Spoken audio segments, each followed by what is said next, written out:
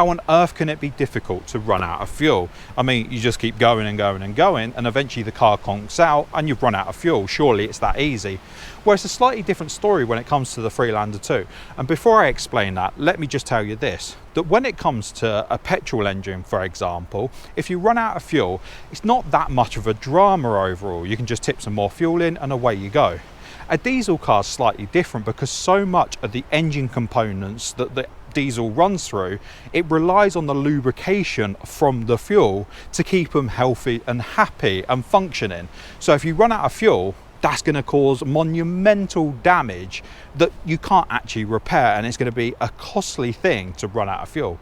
Well, when Land Rover designed this car, they actually put in a few little features that very few people actually know. Well, mainly because, well, who goes out to run out of fuel for one, but then who's weird enough and sad enough to sit there reading the workshop manuals of this car?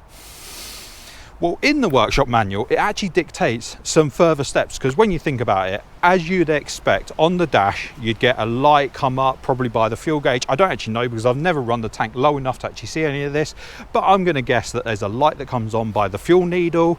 I'm sure that you probably get a bing and a bong, and then on top of that, I'm sure you'd get a message on the MFD as well. So when you think about all of that, that's when your fuel is getting low, when it's getting into the red, that sort of thing, and you're thinking, well, it'll just keep doing that, then eventually it'll run out. Well, no. The first step that the car will take, that if you've not heeded the advice on the dash of filling up your tank with diesel and you're continuing to drive, the engine control module will actually shut down one of the 4 cylinders, which will then cause a misfire. If you then keep going and ignore the misfire, the engine will then switch itself into limp mode.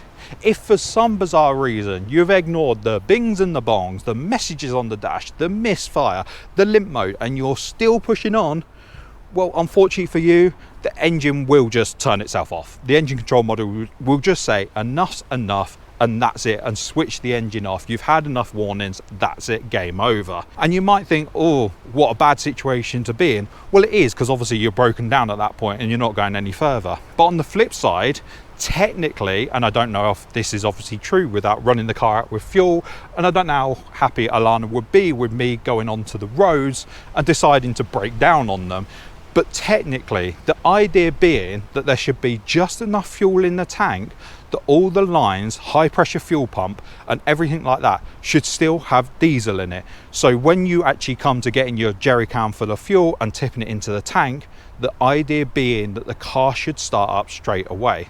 Like I say, that's how it should technically work. Whether it does in the real world or not, I'm not sure. Maybe someone out there has run their Freelander 2 that far out of fuel that they've gone through the bings and the bongs, the misfire and everything like that, and maybe they can put in the comment section what the real world example is. But yeah, the theory being that it's actually quite hard to run these cars fully out of fuel.